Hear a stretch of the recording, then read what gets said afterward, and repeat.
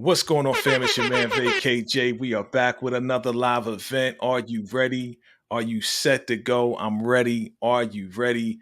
Fam, I'm excited. We got a double header today, so we're going to get right to it because, yeah, we got a lot to go through in a little bit of time. Of course, happy to see all of you out there. And I got to bring up my friends. You know, it's VKJ TV and friends. So I got to bring up my friends, right? I got to bring up the people. That's right. We are covering Power Book 4, Force Episode 2. And I'm excited. Let me bring up these lovely ladies. Who am I bringing up first? Yeah, we're gonna change it around a little bit. You know what I'm saying? I'm gonna bring up, she on the beat, she on the scene. She doing big things out of Detroit. Detroit, for real, for real. She representing the D, and she coming full fledged today. I almost didn't recognize her when she came up. You'll see why. But here she is. You know who I'm talking about. Straight out the D, the legendary Nikki on the beat. Nikki on the beat. Hey, what's Hey, good? what's up, bruh? I know you didn't recognize me for a second. I was like, who is this Caucasian lady coming on my set? It's all good. Welcome, sis. Welcome, sis. Looking good, looking good. And of course, I gotta bring up, you know who it is. She's staying ruthless. She's staying dangerous. She don't mess around. I mean, a lot of y'all don't know. Like, she all sweet and nice, you know what I'm saying? But don't mess with her, B, because she ruthless for real, for real. Like, she representing that MIA-yo. You know what I mean? Who am I talking about? That's right. I'm talking about none other than Tika Deshawn, all things ruthless. What's good? What's good? What's good, Nikki? What's good, VKJ? Y'all ready for this power to the shy type situation that we got going on today? Absolutely. Absolutely. I hope y'all ready.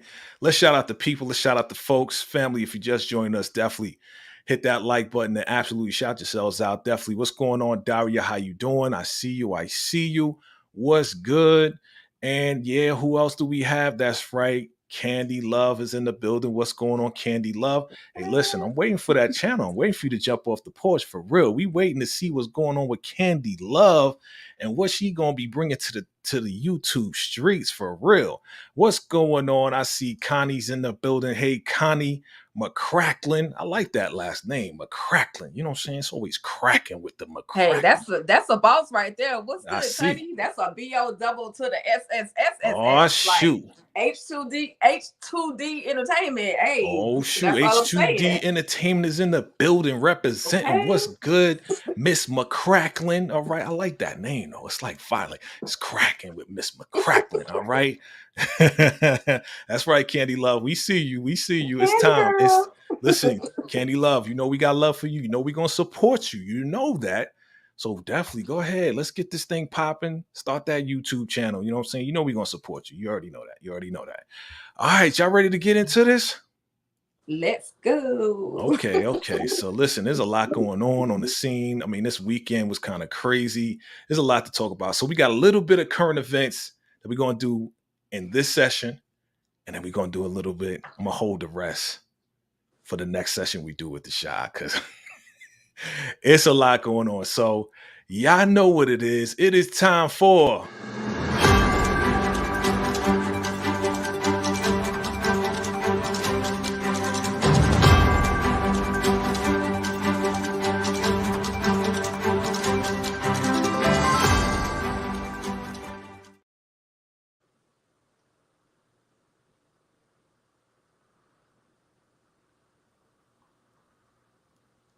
All right, family. Welcome. Can you hear me? Can you feel me? This is the current events. Welcome. Yes. We're talking about a lot of things today, family. Of course, we are talking about Power Book 2 Force Episode 2. And I got a couple of news things for you. Some couple of things that's going on that's happened this weekend. And we're going to chat about it for a little bit. And definitely drop your comments below. First and foremost, got to get this out of the way. I am from New York. For those that know me, you know I'm from New York. So today is 9/11. So we want to salute everybody. We want to salute all the families. We will never forget all the firefighters, all the rescue teams, and everybody that came through. And not only in New York, but each and every one of these places, that everything happened on 9/11. So we will never forget.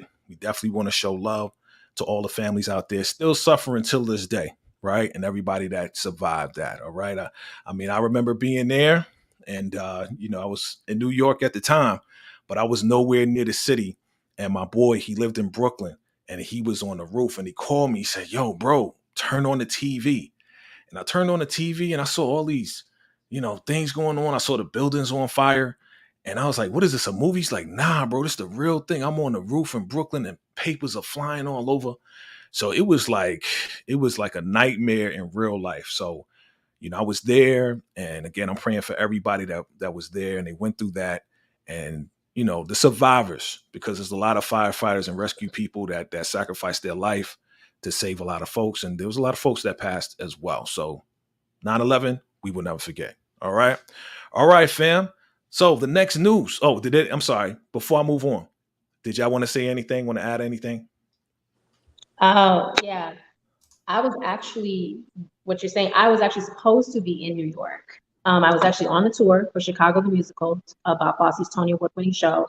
We were in Thousand Oaks, California, and all of a sudden that morning, we couldn't even get in touch with family, friends. One night, everybody was going nuts. And they just told us all Broadway shows, all touring shows shut down for the next 2 days.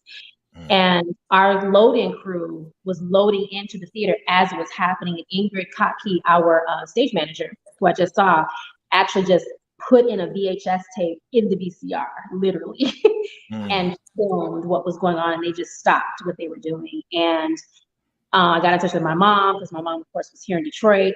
But the crazy thing was, I was supposed to be back in New York just a few blocks from where it happened, because I was supposed to get back for another audition for another Broadway show. And for some reason, 2 days before that, 3 days before that, I could not get a flight out. So that was nothing but God. Nothing but God. Amen. And I remember talking to my friends, Charlie Brown and family and whatnot. And it was just absolutely crazy. So yes, my heart, my prayers. This is something that we'll never get over. We'll always remember, but we have to keep everybody lifted during that, because that was just an absolutely crazy time. Absolutely. Again, we will never forget. Tika Deshawn, you want to add anything? Listen, I was on a military installation, but in the hospital at the time, and I was actually supposed to be discharged. But because of everything that was going on with 9/11, nobody was able to move in and out. So even though it happened directly in New York, it still affected everybody around the world, whether it was military installation or even in your private neighborhoods. So all I can say is continue prayers to the families and friends of those people, those survivors, as well as the ones that unfortunately lost their lives, because that's a hard thing. That's a very tragic thing. And then to have to relive it every year with people continually saying, we'll never forget. No, we will never forget. And we absolutely, definitely send our prayers to everyone who had to live through it. Absolutely. Thank you both for adding that again. Shout out to the family. Absolutely.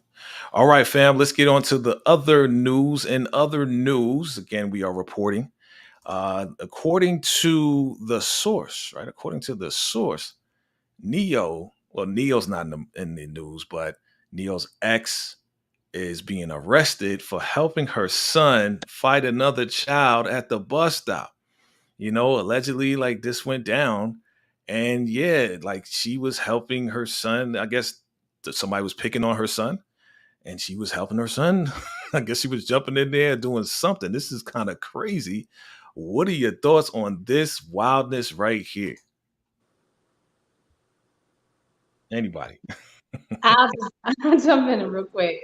I mean, here's the thing. I'm not a mother, but I can understand a mother's love for their child. And especially when someone is bullying, especially because we have so many different things going on with bullying in school and kids, going to really bad situations because of bullying in school. So I can understand a mother's love and instant reaction to being mama bear, lioness, protect my baby cub, and wanting to assess the situation. However, I don't think it was the best situation to go in. That's on that type of situation, maybe come in, get the other parents involved. Right. I know a lot of people don't want to get to having meetings and things like that, but you actually have to follow proper protocol and proper paperwork so that there is a paper trail and things like that of things happening and whether this has happened to another child at the school or not. You got to be careful about stuff like this. You really do have to be careful because it can go so left and so wrong really quickly. Absolutely. Tika Deshawn, your thoughts? Yeah, being a mom, it makes you question what you would actually do in that instance. I'm with Nikki. Of course, I would want to defend my child at all costs, but basically, you can't be fighting other people's kids. Like, just get the law involved. Or if that's what you do, get the law involved, or talk to the other parents. If that don't work, there one way. If one thing doesn't work, another one will. But creating another altercation or fighting with these little kids it's only gonna get you in trouble. You're gonna catch a charge, and they're gonna be at home, and your son or child may still be at school or wherever the case may be, and still be getting bullied. So you have to, unfortunately, not unfortunately, but you just have to get the other parties' parents involved. Yeah. Now the old me would have been like, oh yeah, let's go in. But these days you can't do that. You catch charges like that. Yeah, you definitely will. Let's see what Miss McCracklin is saying. So you can't put your hands on someone's child, get the authorities involved, and create a paper trail. Although most moms be ready to throw hands. That's true. I mean, you ain't saying nothing but the truth right there. So absolutely, listen, I hope they get that together. Hope they get it together. All right. And in other news, family, let's talk about it. I think this is the last piece right here. For the first time in history, family, for the first time in Power history, Tommy Egan got shot.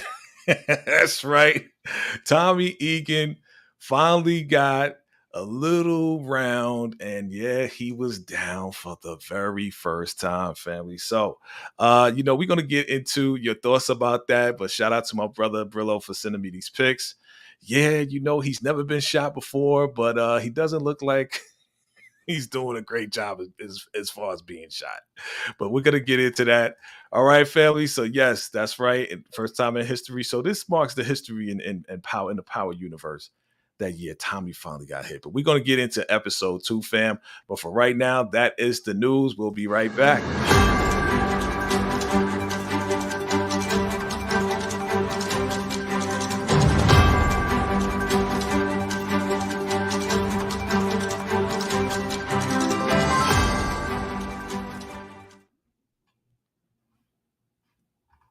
All right, fam.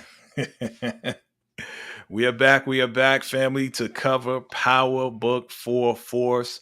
Are you guys ready? I see you in the chat. Listen, we're going to talk about ratings first. We're going to talk about ratings. A lot of folks gave it a 10. Some folks gave it a 9. Some folks gave it, some folks gave it a lot of things, but I'm interested to find out what's your rating. We'll go to you, Nikki, on the beat. What is your rating for episode 2 of Power 4 Force? I give it a 9. Power always gives me what I need.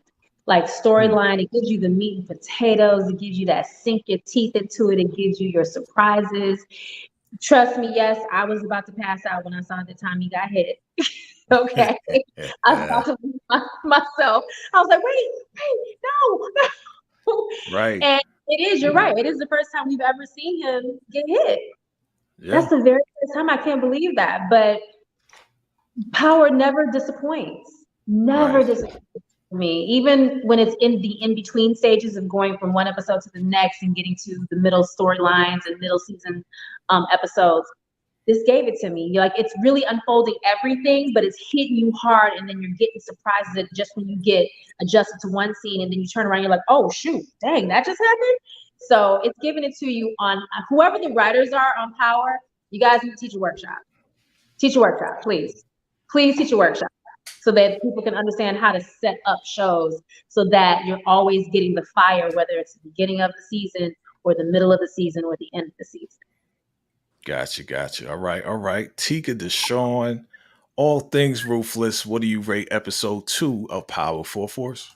Listen, I'm so extra. I gave it a 9.9.99999. I am so extra. And to all you haters out there that just were so excited that Tommy got popped, oh well, you got one. That's all you're gonna get for the rest of the season.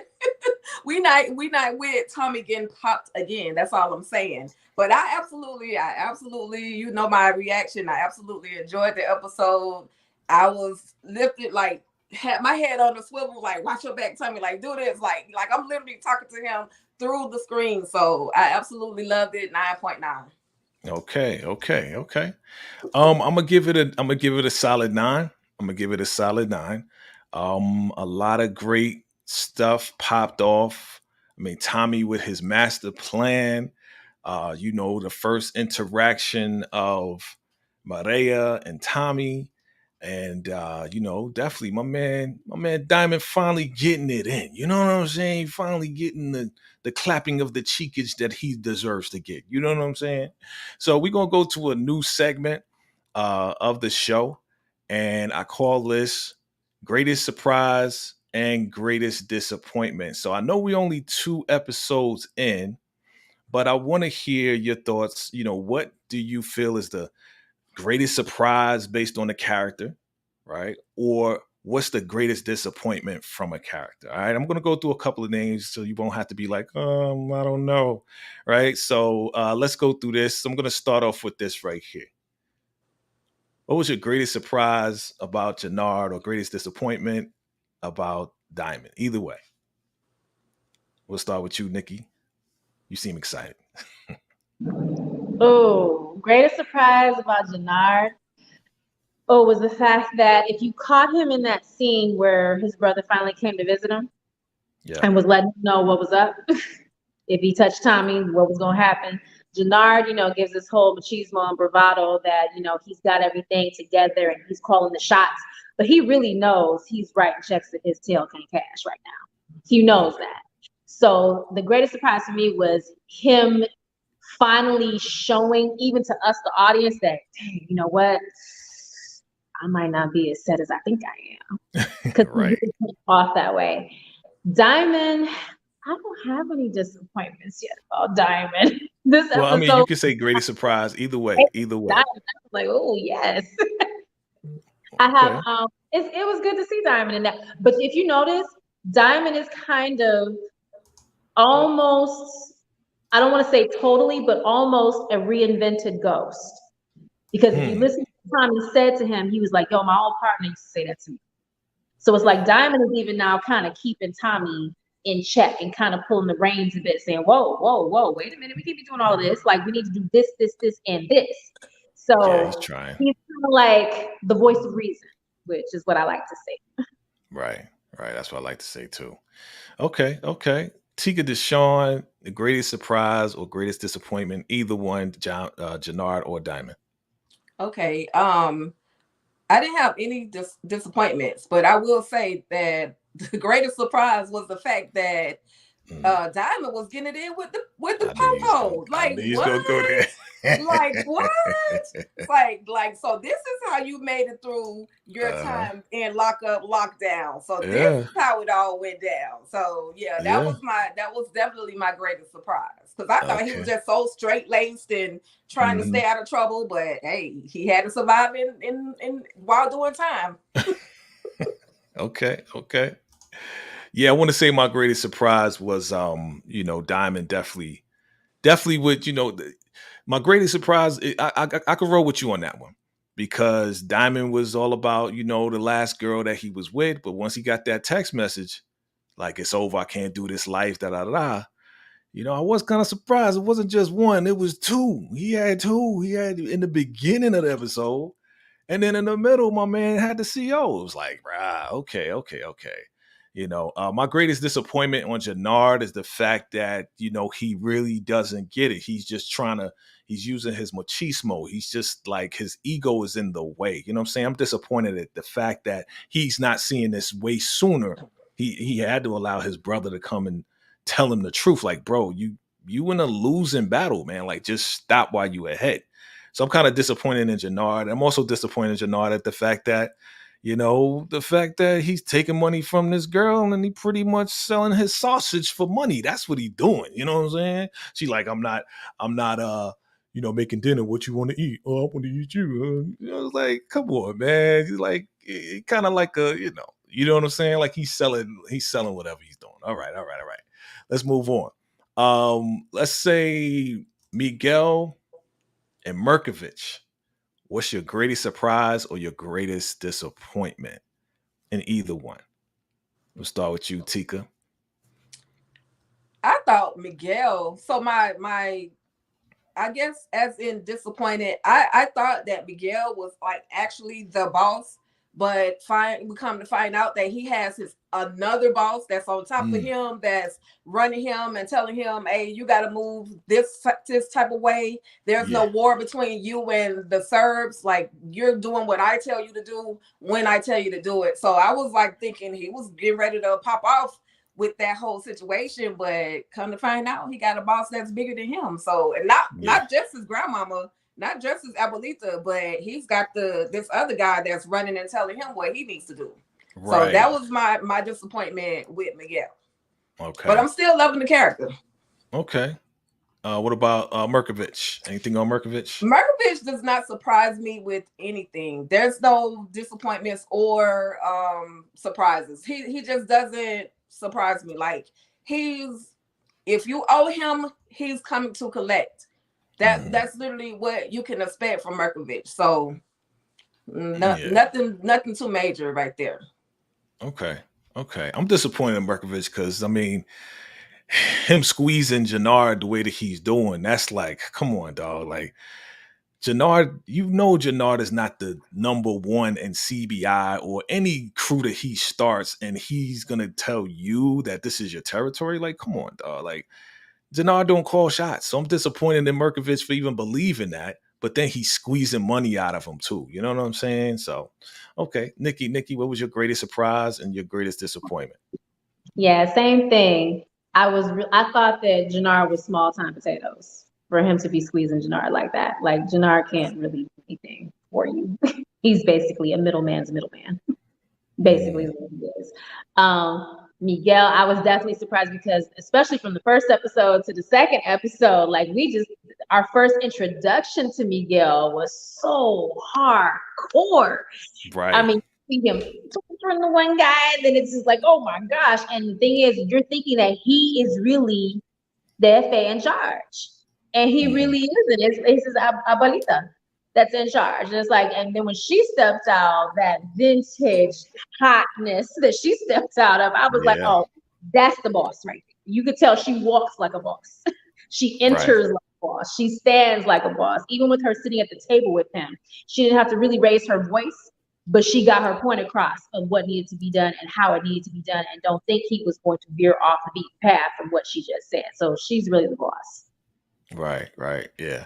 My greatest surprise with Miguel was the fact, I guess you could say it was a surprise and a disappointment when he was sitting there with the dude and the dude was talking mad trash. Like, if you go against the Serbs and mess up my money, I'm going to take your sister and do this and that, So I was kind of disappointed that he ain't just jump out of his seat and just, do what he needed to do. But I'm thinking they're allowing this to happen this way so that he can come back around. He could spin the block on this dude somehow, some way, and get him for saying all that craziness and definitely take out the Serbs. I think he's going to definitely go after the Serbs. Okay. All right. That was greatest surprise and greatest disappointment. Let's talk really quick about who goes harder, right? Who goes harder? So I'm going to name two people and you tell me who goes harder, all right? Based off of Power and the Power universe, all right? You might see some names that's like not in Power Book 4 Force, all right? So here we go. Who goes harder? Let's start off with this. Walter or Merkovich? Who you think goes harder? It's like, pressing like, they the man. They just, they will knock everything down. We'll start off with anybody. I'll jump in. I don't know. Walter acts like he goes harder, but Walter really doesn't have the control that he portrays that he has. And we're starting to see that. So I'm going to say Mirkovic goes harder. Mirkovic and his team definitely go harder. Okay. Tika? Yeah, I absolutely agree. Mirkovic definitely goes harder. He sprayed the most bullets from last season to this season. Walter is run by Dublin, therefore he can't really move without the say so of Dublin. So definitely Mirkovic. He's spraying left, right, up, down, popping everybody. So Oh yeah. Like I'm totally like disappointed in Walter. Like, Merkovich, he's in the streets. Like Merkovich will get his hands dirty. Like he messed around and with his crew beat down Jannard, and he's always on the scene. Like he's in the streets, but Walter, he just talking a whole bunch of junk, whatever. All right, who goes harder, the Serbs or the Mexicans? All right, Tika, who you think goes harder, the Serbs or the Mexicans? So far, the Serbs, because the Mexicans been getting attacked left and right, and the Serbs have been the hitters. So definitely the Serbs. What you think, Nikki? Serbs are the hit squad. Okay. Mexicans, they are literally like Tika said, getting hit left, right, and center, totally unprepared, just not ready, not set up for anything. Really, it's the Serbs that are the hit squad. They're coming hard and they're coming fast. So that's where my vote is. Okay. So I'm gonna be fair because this is only episode 2, right? It's only episode 2. And we haven't really seen the force of the Mexicans yet. They haven't had a chance to really display them. The Serbs, we've been seeing them all first season, and then we seeing them attacking the Mexicans in this last episode. So, I'm gonna put it out there. I'm gonna say the Mexicans go harder. Watch, wait and see. I think they all gonna come out the woodwork. You know what I'm saying? Especially now with being attacked. And then now you got Abuelita Garcia coming to the spot to make sure everybody's okay. You know what I'm saying? So I think Abuelita, she's gonna be like, yeah, hey, it's time, let's go. You know what I'm saying? Because those Serbs, again, Tommy with his plan. Okay, let's get into this real quick. Can I say real quick though? Go ahead. Shout out to Abuelita for calling Tommy Eminem. Like that was so freaking funny to me. I'm sorry. I just had to add that. That was just so funny to me. Oh yeah, absolutely. Let's get into it, fam. Let's break this thing down. I honestly can say, I really enjoyed this episode, and I enjoyed the whole scam, and I enjoyed, just the plan that Tommy came up with. Like seriously, like this was some good stuff. Like I like how Tommy, while he was hurt or acting like he was hurt. Nah, he was hurt. He was really hurt.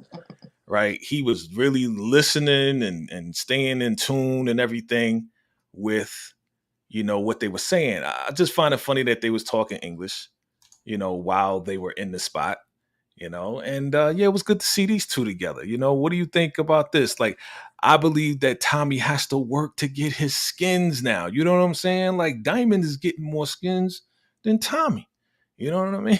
Like, what do you think about this interaction? I mean, how soon do you think this is going to pop off? Because Tommy, he usually don't take that long.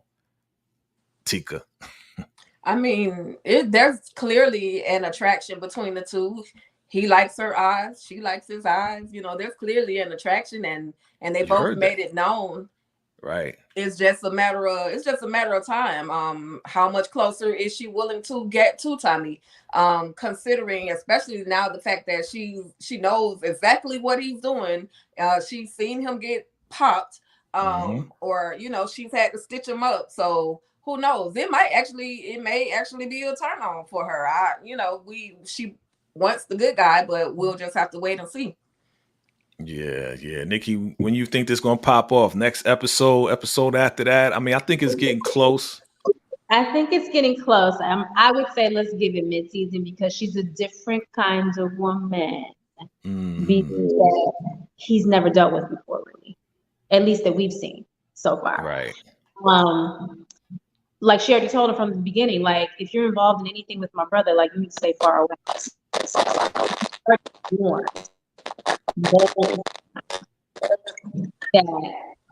That needs to happen. And they come from, I'm going to say they come from two different worlds, even though her brother is involved in that world. Mm-hmm. Her mindset is, nope, I want to take the straight and narrow. This is what I want to do. I want to be completely far away from that. Yes, the attraction is there. I'm going to say I give it mid-season. Because keep in mind, Courtney Kemp said this before with characters getting together. She said, we write it so that there's a satisfaction, a cathartic satisfaction when the characters finally do get together. So not just give it to you for the sake of giving it to you because you want it to happen right now, but there has to be a cathartic reason for it to happen. Yeah, I think they're doing it right. I think they're writing it right this time. I kind of felt like the whole Gloria thing was too fast for Tommy, right? I know he needed it, but I felt like, boom, like he's at the restaurant. She's like, I'm gonna cook you some food. You know, I thought it was kind of like cheap in a way. You know what I'm saying? Like Gloria just met this guy and now you want to cook for him. And the next thing you know, like the next episode, now you're in the bed with him. You know, I like how they're writing this because honestly, it shows that, you know, Maria got some value to her, that she actually, you know, is not the type to just jump in the bed with any man. You know what I'm saying? And she's actually warning him, like, you need to get away from all of us. You need to get away from all of this. Not like you need to get away with me, but you need to get away from all of this. You know what I'm saying? So she's not pushing him away necessarily, but she's trying to push him away from the whole involvement with the Mexicans. You know what I'm saying? So, I mean, it actually gives me more respect for her. I actually got more respect for Maria as far as like her own self, knowing her self-worth. You know what I'm saying? All right. So this was the funny. Who mentioned this? Tika, you mentioned this, right? Or one of y'all mentioned this. Yeah. The whole meeting was hilarious with Abuelita Garcia coming through with the rag top. You know, I mean, she looked like she is about no games at all. Like she's coming through like, what happened to my people? I want to make sure you're okay. You know, and I think she's a loving grandma, but she's a different type of grandma. She a gangster grandma. I don't think we ever seen a gangster grandma, right, Tico? Right? I don't think we ever seen like a gangster grandma in Power, right? Definitely not in Power. Not that I can recall. Yeah. I mean, we seen grandma, like, you know, Tariq's grandma, but she ain't nowhere near gangster. I mean, she an alcoholic, Nikki, right? She, you know, she got some issues like everybody else, right? You know, but Abuelita, man, she's the boss. She is the boss, and this is the part where he's like, "Hey, Abuela, I like your ride. It's kind of fresh, Snoop Dogg." Like this was the side of Tommy. I was like, "All right, this is." I'm gonna just be straight up. Like, again, the thoughts and views are individual thoughts and views, not necessarily representing the channel, but this is where I saw the white boy come out of. You knew I was going, Tika. Yep. This is where I saw the white boy come out of. Hey, I believe this. You know, he's like, he's trying to relate, trying to connect. Yeah, Snoop Dogg, yeah. And she was like, come on, man. No habla English, man. I don't speak to you. Tell me about your reaction to her reaction, yo. Nikki, you can start with you. I'll start with you. Okay, let me just say this. Abuelita was so fierce, just rolling up to the spot before the door was even opened up for her. And then when she stepped out the spot, stepped out of the car, just stepped towards them, her presence, nothing needed even to be said. Right. Like the power of her presence was established, seen right there. She didn't even need, and the way she walked past and looked at him like, who are you? Right. Who are you? She didn't even say it, but he knew what was what. That's why he tried to come with the comment like, yo, this fresh ride, like from the rack top to the boots. Like he was trying to get in, and she was like, basically, who are you? Yeah, he was trying. He was trying. Tika, what's your thoughts on Abuelita and that whole reaction? Listen, I was like, yes, Abuelita, put him in his place. Let him know that you're in charge. And just like Nikki said, she came through smooth, shades on, drop top, they call those lowriders in LA. And she was bobbing right on through. And Tommy, again, Eminem, he was like, as if I ain't heard that before, or he said, Right. I never heard that before. Yeah, okay, we get the pun, because it's either Eminem or Gary Owen that people are calling him. But I absolutely love that interaction between the two of them. It was hilarious to me. And Abuelita, she ain't coming to play. Like, I don't know you. You're not my friend. So don't act like we're friends. Don't try to associate with me because of I'm riding in a certain vehicle. Don't try to act like you know me. So yeah, I was here for that. Got you. Yeah. Listen, Angela, I agree with you. Tommy was trying to fill out. I get it. But that may not have been the right time or place. You know what I'm saying? Like, she wasn't coming there, and I guess he wanted to make his presence felt like, hey, you know what? I'm here. You may not know who I am, but hi. It's like one of those, hey, hi, how you doing? Like, nice to meet you. And she's like, I'm not here for you, dog. I'm not here for you, dog. Like, what do you talk? Like, why are you even in my presence, B? You know what I'm saying? So I like Abuelita so far. We're going to see more of her. All right. What's going on? We haven't even talked about this. What's up, EJ? I saw you, EJ, come through. What's going on with you?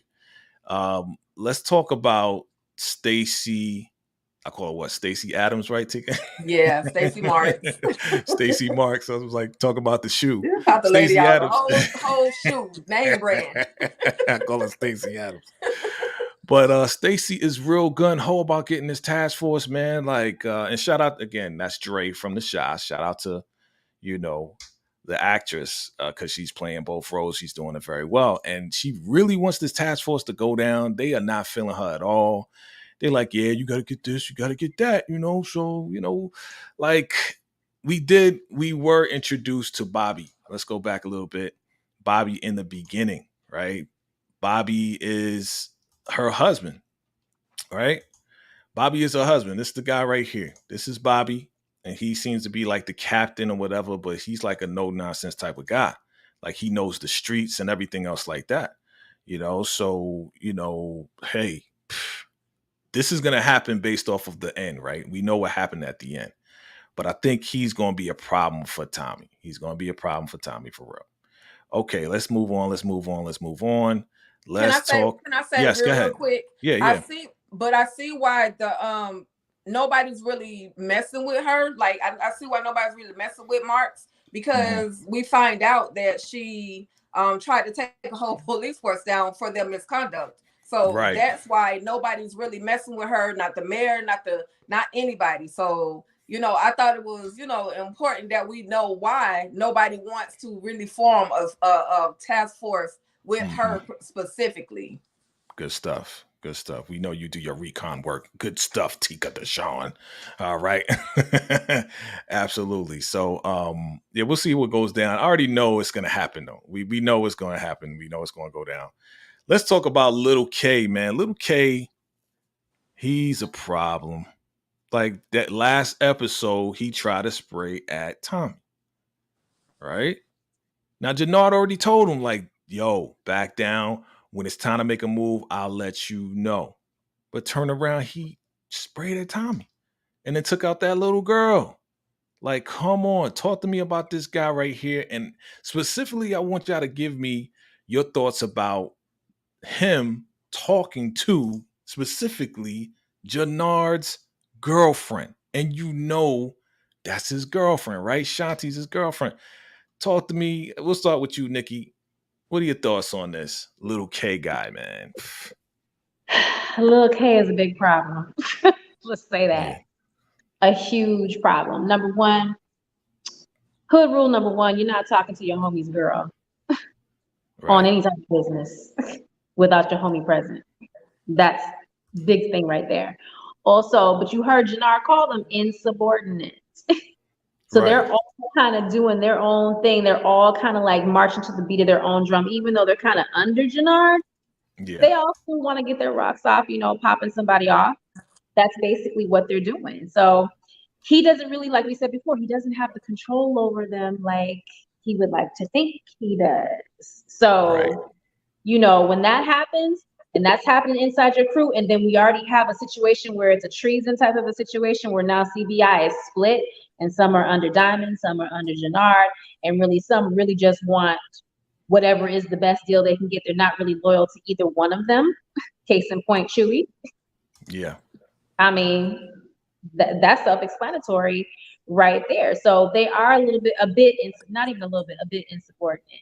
And they could really jump ship at any point in time and go whichever way the wind blows, when the wind blows. So I wouldn't really put too much faith in that being part of my crew. Let's just say that. Got you. All right. Tika Deshawn, talk to me. What are your thoughts on Little K, that whole interaction? Like, he ain't even making sense right now. Lil K was just, again, he was running his mouth. I don't think he knew Shanti and Jannard are like kicking it like that. I think he thinks that that's just another worker for Jannard or somebody else that's bringing in money for Jannard. Nah, he said your man is tripping, so he knows that he knows they connecting. He knows they're connecting. Yeah. All right. Well, either way, whether he knew or not, at the end of the day, bruh, it don't matter who you're talking to. Like, keep your mouth shut. If you're gonna do your dirt, do it with your mouth shut. But he talked too much, and he's Little K got a Napoleon complex where he's got to prove his ground, and he's got to prove that he's about that life. I just want to see which one is going to get him first, whether it's going to be Jannard or if it's going to be Tommy. That's what I want to see. Which one is going to snatch him up, because he is very insubordinate, and you know it's about time for him to check out. And I just want to see which one is going to actually do it. Right. Yeah, I mean, you know, she going to tell him.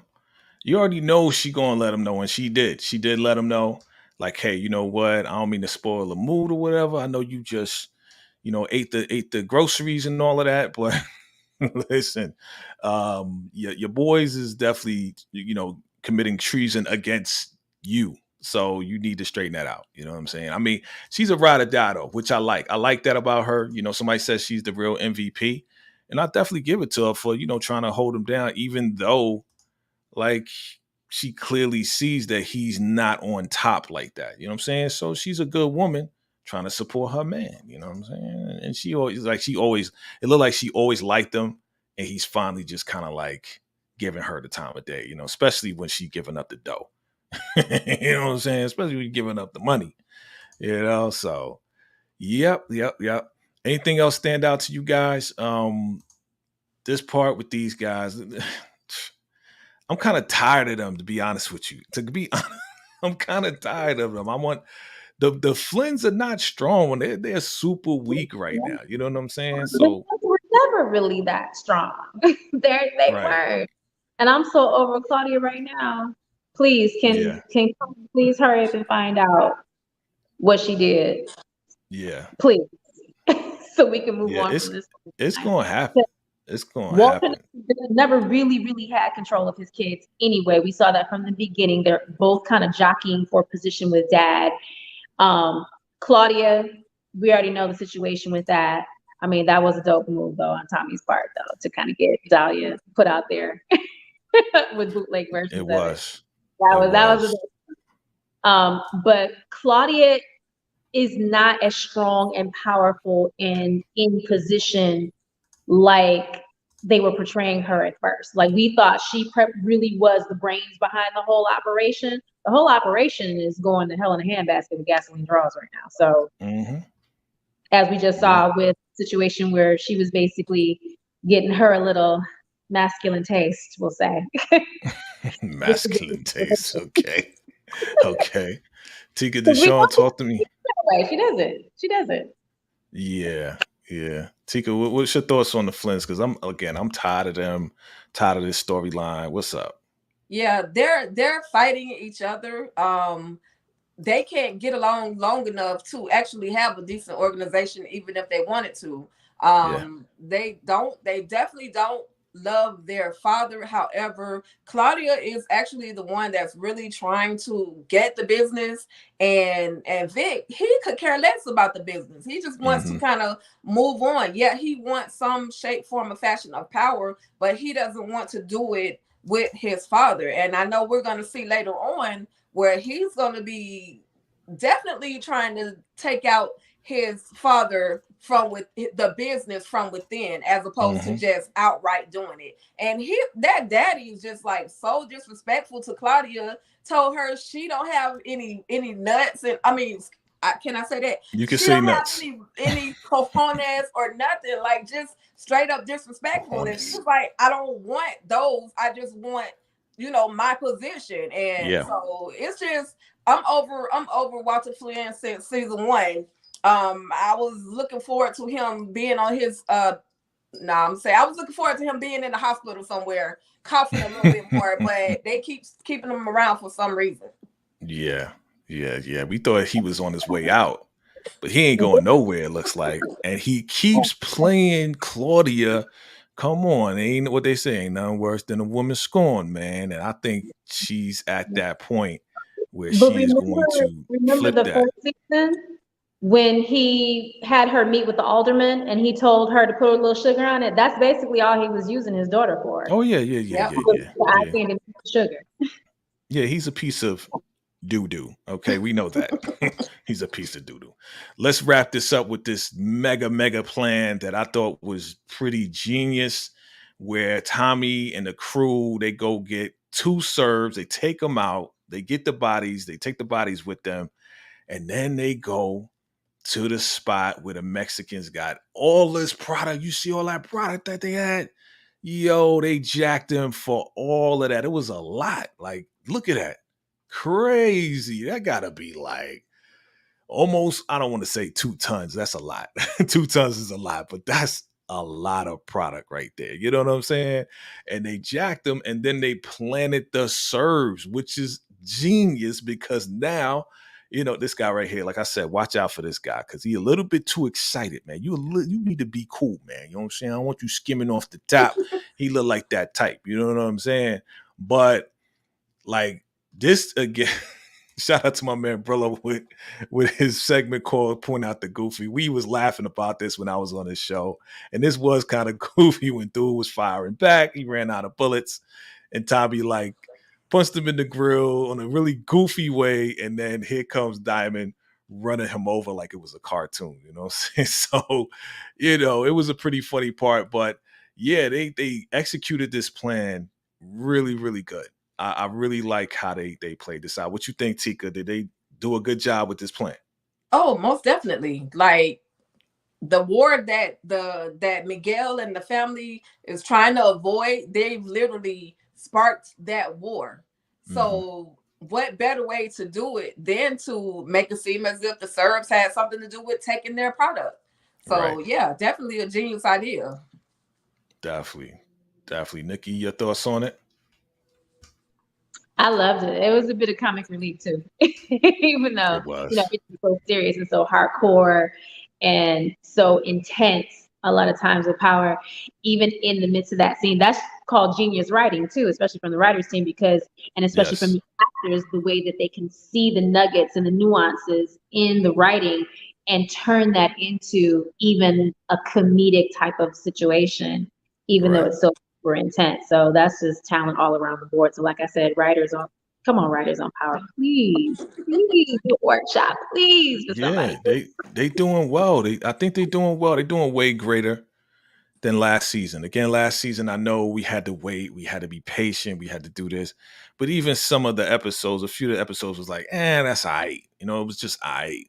But this out the gate, episode number 2, out the gate, super intense. I like what I'm seeing. I like where it's going to. Even though we kind of have an idea of where it's going and what the plan is, as far as the Mexicans going against the Serbs, that's the obvious part. But they're saying in the next episode, and I'm just kind of getting ahead a little bit, they're saying that they're going to take all that product that I just showed and they're going to put it in the prison system.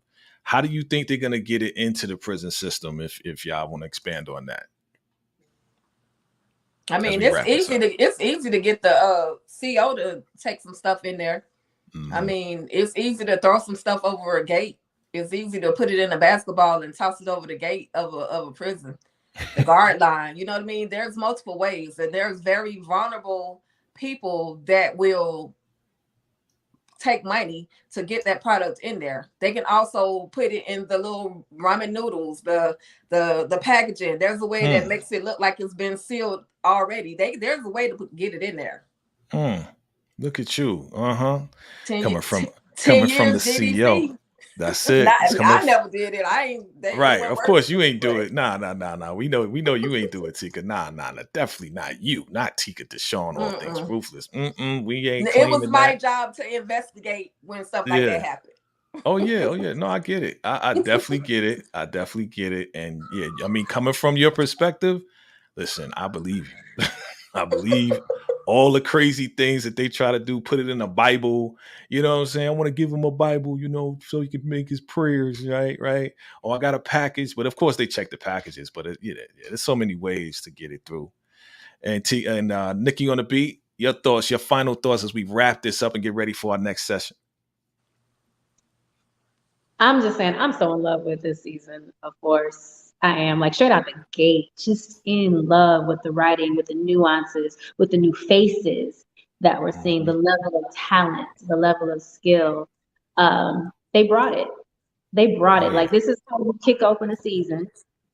And this is how you keep everybody, like, you grab, what we say in theater is you grab them by the throat from the beginning. And they're grabbing us by the throat right now.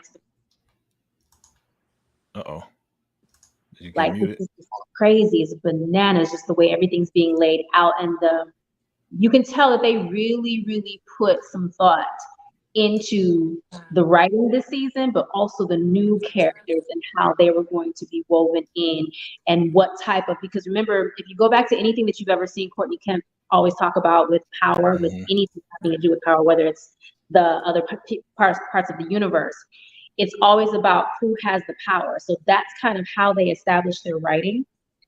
So especially when people are showing up in a scene, now I'm looking at it like, okay, we're playing chess right now. Like, who's got the power right now? Like, who do I need to be paying attention to right now? Like, what might be happening next episode from what I saw from this episode from this person? So I love it. Like I said, the writers, y'all need to teach a workshop.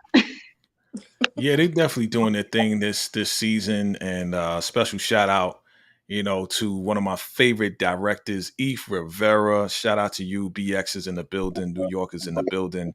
How like Eve goes back to music. Exactly. You know what I'm saying? Yeah, Eve Rivera, man, that's my guy right there. He does, like, he directs the best episodes to me. That's just for me. You know what I mean? But yeah, we're going to wrap this up, family. It is now the top of the hour. Family, we're going to get ready for the next session. Hold on tight. Come on back. We're going to break down the Chi, but this was the live discussion for episode 2, Power Before Force. Again, give us about 5-10 minutes. We're going to come right back, and then we're going to get into the Chi. All right, family? All right, we'll see you soon. Till next time. Salute.